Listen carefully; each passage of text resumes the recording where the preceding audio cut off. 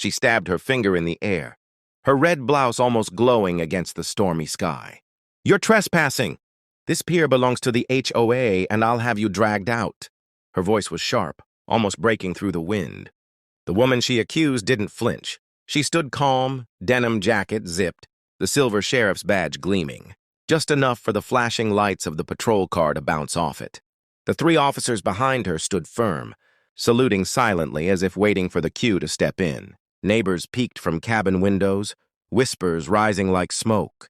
The blonde woman's face twisted with false authority, and she barked again, "Arrest her! I said now!" But no one moved. The tension thickened and the sheriff's eyes narrowed. "You sure you want to play that game, ma'am?" The crowd froze at those words. Something in her tone, calm but sharp, like a blade, hinted that this was not an ordinary standoff.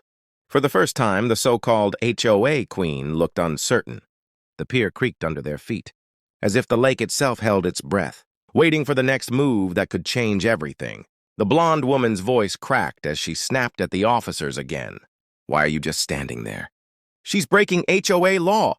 But the officers didn't move, their eyes fixed only on the sheriff's badge. The woman in denim finally stepped forward, boots thudding on the wooden pier. "You've been posting fake notices on people's doors, locking gates that don't belong to you, and threatening families with your fake authority." Her words rolled like thunder, each one hitting harder than the last. The crowd gasped. The HOA queen's face went pale, yet she tried to recover with a sneer. "Don't act like you're in charge. This neighborhood answers to me." She reached into her bag and pulled out a stack of papers, waving them high. "These are eviction notices, signed and stamped." But the sheriff didn't even glance at them. "Funny," she said slowly, "because I spoke with the county clerk this morning. Every one of those stamps is forged." The neighbors started whispering louder, phones lifted, recording everything. The blonde's hand trembled as she realized she was being exposed in front of everyone. She tried to bark orders again, but her voice was weaker now, less commanding. For the first time, it looked like her empire of fear was cracking, and she knew it. The blonde woman's hands shook as she clutched the fake papers. But instead of backing down, she screamed louder, hoping volume would cover her lies. "You think you're smart? I'll show you real power." She pulled out her phone and dialed quickly. Within minutes, two black SUVs rolled up near the cabin, their tinted windows sliding down. Men in dark uniforms stepped out, badges flashing, but they weren't county police. Neighbors gasped as the blonde yelled, "These are my officers! Arrest her now!" The pier rattled under the tension as the fake cops marched forward. For a split second, the sheriff didn't move, only watched them with a faint smile. Then she reached into her jacket and pulled out a small camera device. "Good timing," she said coolly, "because the real sheriff's department has been waiting for you to show your friends." She clicked a button, and instantly, the patrol car's siren roared to life, red and blue lights flooding the pier. The three real officers stepped in front, hands on their holsters. The crowd erupted in shouts, recording everything on their phones. The blonde's face drained of color as the fake cops froze mid-step, realizing their cover was blown. In that moment, the neighborhood knew the truth. This wasn't just a petty HOA fight. It was a trap, and she had walked straight into it. The pier fell silent except for the lake water lapping against the wood. The fake officers shifted uneasily, their badges suddenly looking more like toys under the real flashing lights. The sheriff's voice cut through the silence. "You impersonated law enforcement, trespassed on private property, and forged county documents. That's a felony, ma'am." The blonde's chest heaved as she tried to smile, but her lips trembled. "You don't know who you're dealing with. I own this neighborhood." The words rang hollow and the crowd burst into angry shouts. One neighbor yelled, "You threatened to evict my kids!" Another shouted, "You locked me out of my own driveway!" Phones were recording from every angle now, proof piling up against her. Desperate, the blonde lunged forward, snatching the forged papers back and crumpling them in her hands. "These don't matter," she screamed, but the sheriff calmly tilted her head.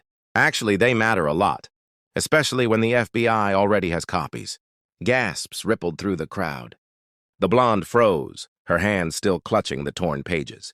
"The FBI?" she whispered, suddenly smaller, weaker. The sheriff's calm stare didn't waver. "You should..."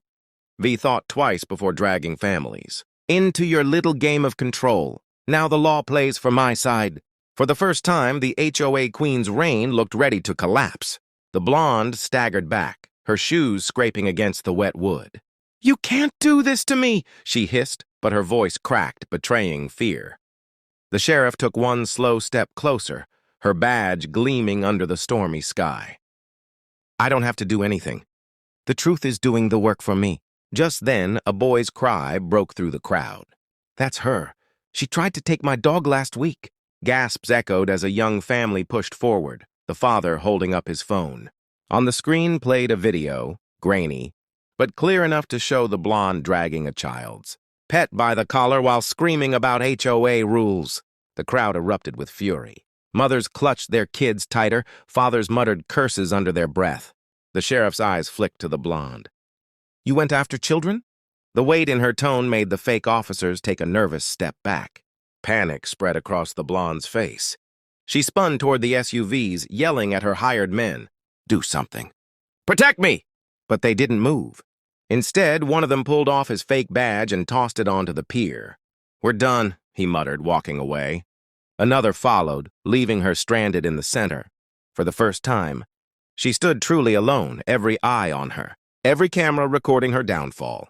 Rain started to fall in light drops, tapping against the wooden planks of the pier as if the sky itself had turned witness. The blonde wrapped her arms around herself, trembling but still tried one last bluff. "This doesn't matter. I'll sue every single one of you. You'll regret crossing me."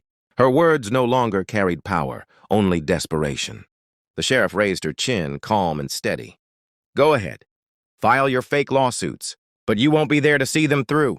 She turned toward the patrol car and with a simple gesture, one of the real officers stepped forward, handcuffs glinting. The crowd erupted in cheers, but just before the cuffs clicked, the blonde screamed, "Wait! You don't understand. I've been working with the HOA president himself. He told me to do this."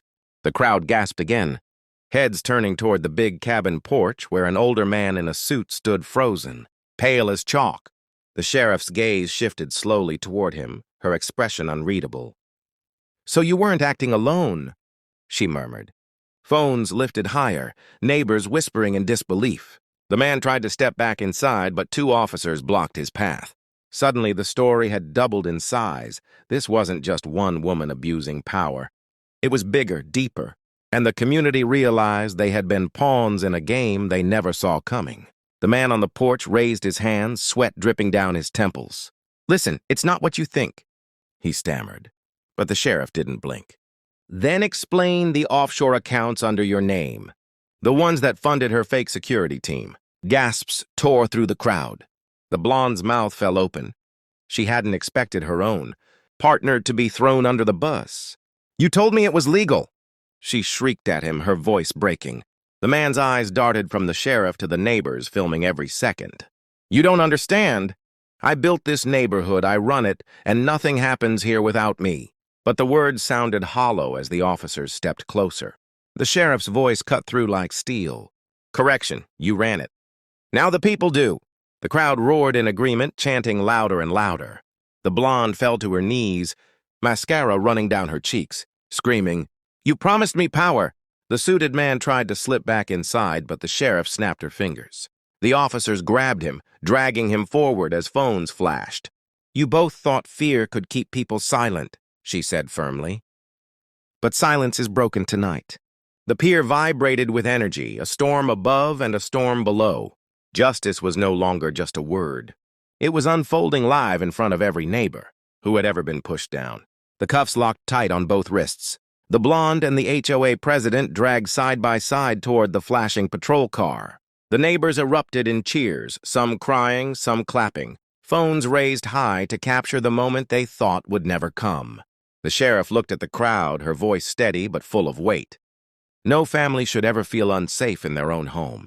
Not here, not in this country. A father holding his daughter shouted, "You saved us!" Others echoed, the air thick with relief. The blonde twisted back one last time, screaming through the rain, "This isn't over!" But her voice was drowned by the sirens and the chants of the people. "Justice! Justice!" The sheriff's eyes softened as she scanned the families standing tall, finally unafraid. She tipped her hat and said, almost to herself, "I didn't serve overseas to come home and see bullies run free." The words struck deep, and the crowd fell quiet for a moment, letting them sink in. As the patrol car drove away, the storm clouds began to part, a beam of sunlight breaking over the lake. Neighbors hugged each other, kids laughed again, and the pier that once echoed with threats now echoed with hope. The battle was over, but its memory would remind them forever: freedom isn't given, it's defended.